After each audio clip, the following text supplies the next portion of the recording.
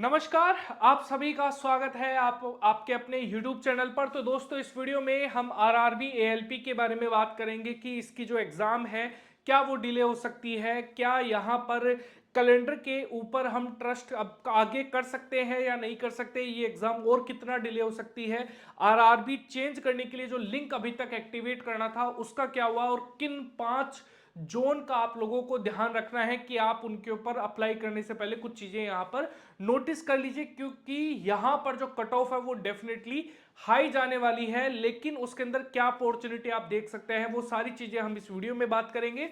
तो दोस्तों स्टार्ट करते हैं। स्टार्ट करने से पहले मैं आप लोगों से एक रिक्वेस्ट करना चाहूंगा, अगर आप लोगों को, देखिए मैं हमेशा आप लोगों को ज्यादा कुछ नहीं मांगता, सिर्फ एक वीडियो को लाइक करने के लिए बोलता हूं।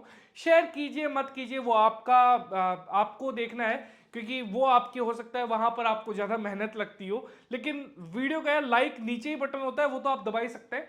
देखो, जैसे कि आप सभी को पता है कि आरआरबी ने अपनी जो एएलपी की जो वैकेंसीज हैं उनको इंक्रीज करी थी। अब उनको इंक्रीज करने के बाद ये एक चार्ट आप लोगों को बताया गया था।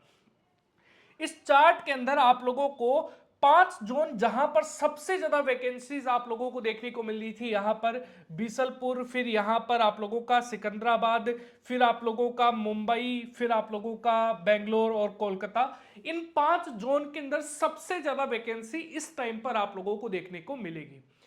अब इंपॉर्टेंट चीज क्या है, अगर आप यहां पर इनमें से चीजों को देखोगे ना, तो 2-3 सिटीज तो ऐसी हैं जहां पर हर कोई अप्लाई करना चाहेगा। जिसके भी मॉक टेस्ट में अच्छा खासा स्कोर आ रहा होगा ना, वो डेफिनेटली यहां से अप्लाई करेगा। जैसे कि आप मुंबई मान लीजिए, आप बेंगलोर यहां पर देख लीजिएगा, कलकत्ता आप यहां पर देख लीजिएगा। इन 5, क्योंकि ये 5 जो जोन है ये मेट्रो सिटीज हैं, और जहां पर मेट्रो सिटीज होती हैं वहां पर चीजें जो हैं वो अलाउंसेस के तौर पर, सैलरी के तौर पर आप मानकर चलिए वहां पर ज्यादा होते हैं। तो ये 5 जोन, तो 5 जोन में भी ये जो 3 जोन है ये आप मानकर चलिए कि आप लोगों को यहां पर देखने को मिलेगा। इन 5 जोनों में जो सबसे कम पॉपुलर है वो है ये, लेकिन इन दोनों के अंदर भी वैकेंसीज इतनी ज्यादा है कि ये दोनों भी अभी यहां पर इतने कॉमन रहे नहीं है, क्योंकि इन दोनों में सबसे ज्यादा वैकेंसी इन्हीं 5 में से अगर देखी जाए तो इन 2 में ही आप लोगों को देखने को मिलेगा।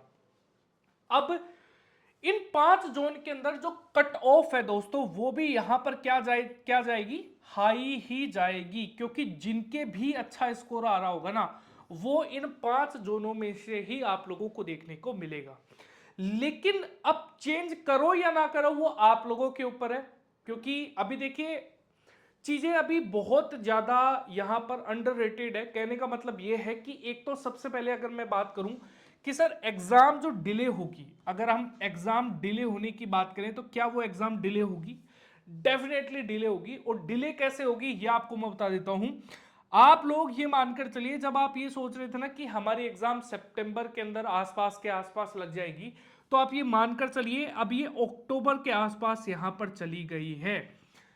अक्टूबर से पहले आप लोगों की मुझे नहीं लगता एग्जाम होगी, क्योंकि 10 दिन का टाइम पीरियड तो आपको एएलपी के अंदर ही लग जाएगा। इसके बाद में आप लोगों का ये जो वैकेंसीज है, अगर हम यहां पर बात करें, ये जो वैकेंसीज है इसके अंदर यहां पर आप लोगों को मेनली टाइम लग जाएगा, इसलिए एग्जाम तो डेफिनेटली डिले होगी। क्योंकि अभी तक तो आरआरबी चेंज होने का जो लिंक है वही इंपॉर्टेंट जो है वो अभी तक अपडेट ही नहीं हुआ है, वो लिंक एक्टिवेट ही नहीं हुआ है। जब लिंक ही एक्टिवेट नहीं हुआ है तो 10 दिन का पीरियड तो आप इस लिंक को एक्टिवेट होने के अंदर मानिए। जुलाई आप लोगों का ऑलमोस्ट चला जाएगा, कुछ 2-4 दिन बचेंगे, क्योंकि अभी तक तो आया नहीं है, इसका मतलब अभी तो टाइम लगेगा।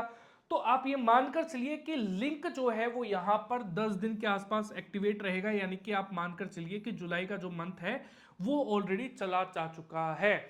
अब बात ये आती है कि सर यहां पर जुलाई तो चला गया, ठीक है, फिर अगस्त और सितंबर, फिर आप कह रहे हो कि अक्टूबर में होगी, तो सर 3 महीने कैसे? देखिए 3 महीने, क्योंकि आप लोगों को पता है अगस्त और सितंबर के बीच में आप लोगों की एनटीपीसी का नोटिफिकेशन आना है, और एक और चीज का नोटिफिकेशन आना है, वो है ग्रुप डी का। अब ग्रुप डी को हो सकता है थोड़ा डिले भी कर दे, क्योंकि अक्टूबर के आसपास आना है, तो हो सकता है इसको थोड़ा डिले भी कर दे, लेकिन एनटीपीसी का नोटिफिकेशन आना है। और आप ये मानकर चलिए कि जो एनटीपीसी का नोटिफिकेशन आएगा ना, तब बहुत करोड़ों में फॉर्म भरे जाएंगे, और जब करोड़ों में फॉर्म भरे जाएंगे तो डेफिनेटली यहां पर आप लोगों को चीजें जो हैं वो यहां पर डिले होती हुई दिखाई देंगी। अभी दो एग्जाम है, एएलपी है और यहां पर टेक्नीशियन की एग्जाम है, तो दोनों के अंदर ही डिले जो है वो आप लोगों को देखने को मिलेगा। लेकिन डिले कितना हो सकता है, अक्टूबर से ज्यादा मुझे नहीं लगता कि डिले यहां पर होने वाला है, क्योंकि इसके बाद में जुलाई के बाद में भी पूरा अगस्त आप लोगों को देखने को मिलेगा, सितंबर में देखने को मिलेगा, और अक्टूबर में कभी भी आप लोगों की एग्जाम जो है वो करवाई जा सकती है। मतलब 2 से 2.5 महीने उनके पास फिर भी है।